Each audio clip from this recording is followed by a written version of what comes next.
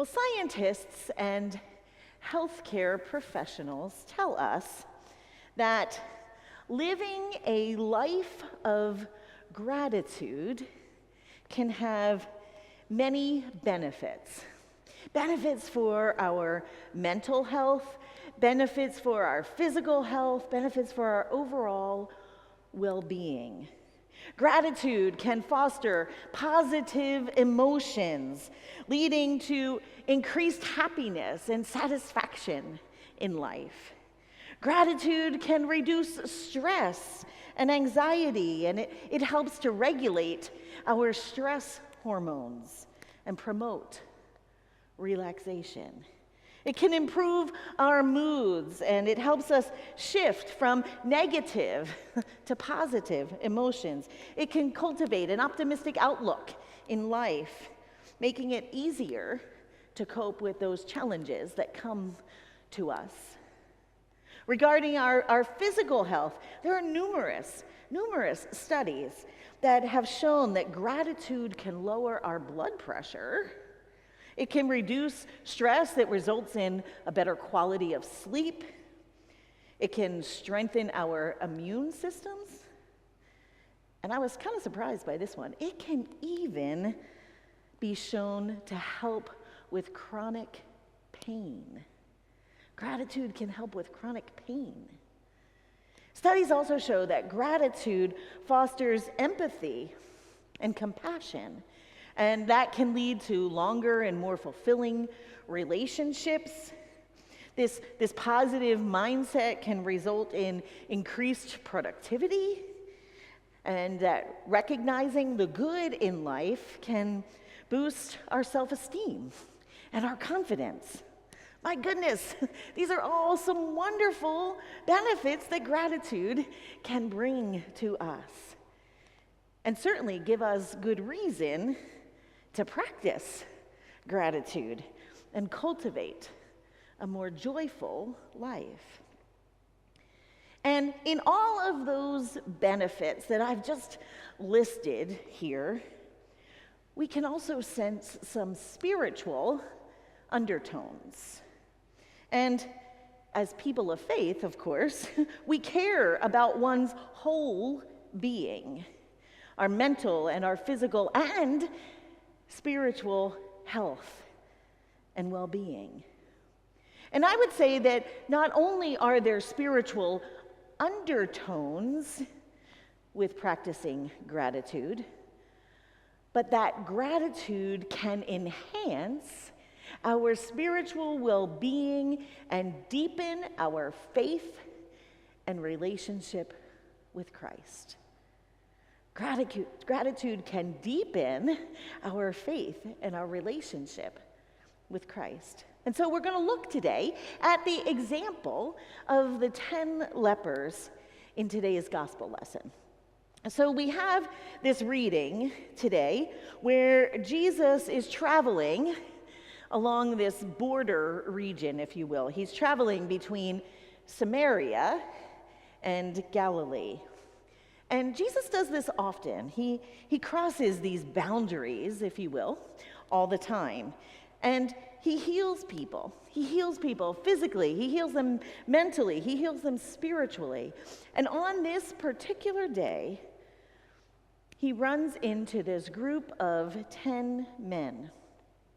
These 10 men are lepers. They have some sort of skin disease. They are unclean. And that means, because they're unclean, that they are separated from their families, they're separated from their communities because of this illness. They can't be around other people. The law does not allow them. It's the law that does not allow them to have close contact. So, Jesus crosses boundaries, of course. These men come along and they plead with Jesus. They plead with him for healing. They do it, of course, from a distance because they know the law, but they also know from past experiences, from bitter past experiences, to expect little expect little from the people around them. And yet Jesus sees them. He sees them, and he responds to them. He tells them to go and to show themselves to the local priest. Now, this was the custom for the priests to examine a leper to see if there were signs of healing. This was a protocol that was laid out in Levitical law for the priest to do this. And so Jesus, by telling the lepers to go to the local priests, he was implying to them, or promising even, that they would be healed. And so they go on their way. And indeed, as they travel, they are healed of this physical ailment. They're cleansed of their disease and their sickness. And then, as they're going, when one of them realizes it, he says, oh, wow, he turns back. And he goes back to express his gratitude, falling at Jesus' feet in this posture of worship to give thanks. Now, I'd like to point out two things in particular about this particular story. First, the other 9 lepers, they didn't do anything wrong. Those 9 lepers didn't do anything wrong. We often make them out to be the bad guys in this story because they didn't return to give thanks to Jesus. They didn't follow their mother's instructions about writing a thank you note or something like that. They did exactly, though, what Jesus told them to do. They did exactly as they were told. And presumably, they enjoyed healing. Again, they didn't do anything wrong. They did what they were told, and they received the blessing that had been promised to them.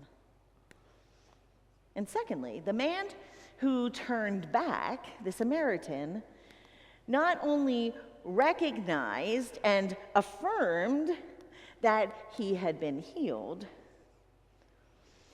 but he returned to express gratitude. And by doing that, by going back to Jesus, he was blessed a second time. He was blessed a second time. He was certainly made well, just like the other 9 men, but by turning back for that additional exchange with Jesus, he was blessed again. He was blessed again when Jesus invites the man to get up and to go on his way, saying that his faith had not only made him physically well, but also whole, and indeed saved. So what does that man who returned receive? Certainly, he received that blessing of healing just like the other 9 men did. But he also received the blessing that comes from recognizing blessing and showing gratitude. There's that additional blessing just from recognizing it and showing gratitude. He received the blessing of wholeness and salvation. Because he returned to express that gratitude, he had an encounter with Jesus that the others didn't get. Talk about an extra blessing. He had an encounter with Jesus that the others did not get. Gratitude, it comes both from perception, seeing, and our articulation of it.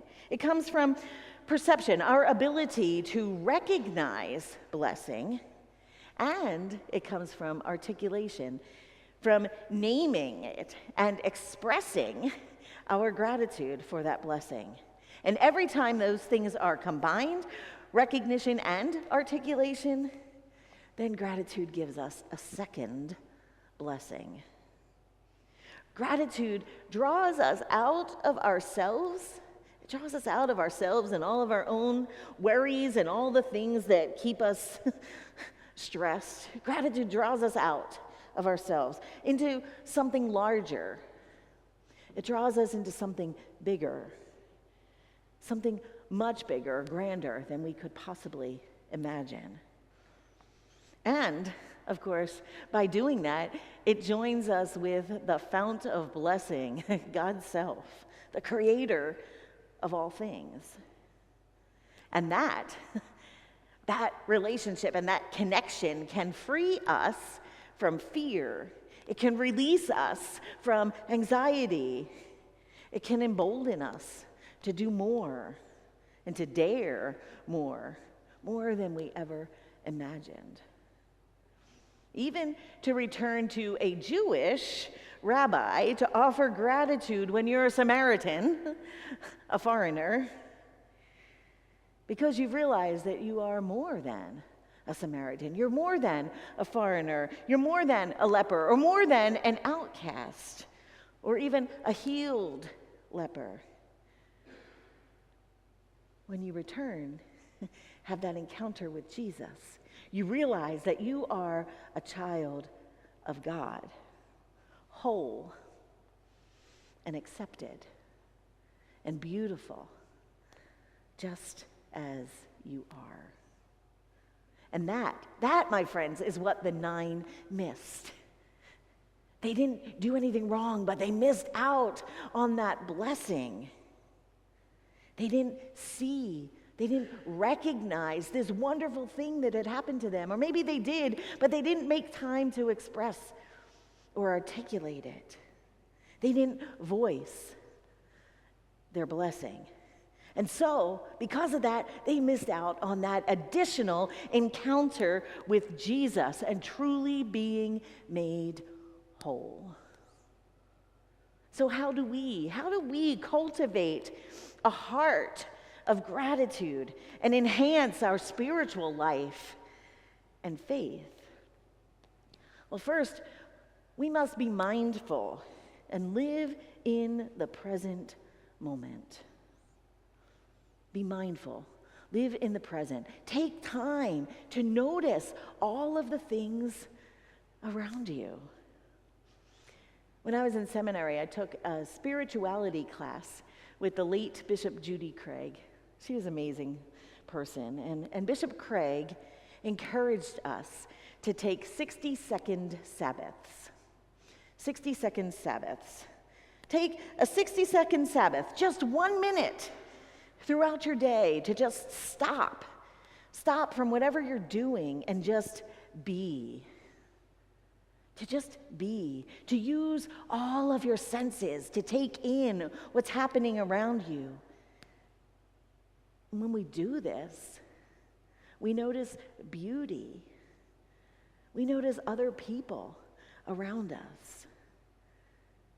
Simply noticing the things around us and living in that moment can enhance gratitude. It can enhance our relationships.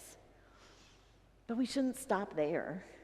We can practice gratitude for the little things in life. Living in the moment helps us to recognize those little things in life. Simple things like the food we eat, the air that we breathe, and offering gratitude. Articulating thanksgiving to the creator of those little, but also necessary things. That enhances our relationship with the one who created us. We cultivate a heart of gratitude when we are mindful and notice the little and the big things that are around us, and then articulate our appreciation of them. Show your gratitude to your loved ones. Those are the people that we often take for granted the most. Show your gratitude. And when we make a practice of showing our gratitude to our loved ones, it enhances that relationship. It strengthens that relationship. Give voice. Give voice to the blessings in your life. Give voice to those blessings, to the people around you. Give voice to those blessings on social media. Lord knows that we need more positivity than negativity on social media these days, right? But most of all, give voice to the blessings in your life, to the God from whom all blessings flow. And receive that time, that added blessing of time and relationship with the one who has created us and the one who indeed heals us and makes us whole. Thanks be to God for that. Amen.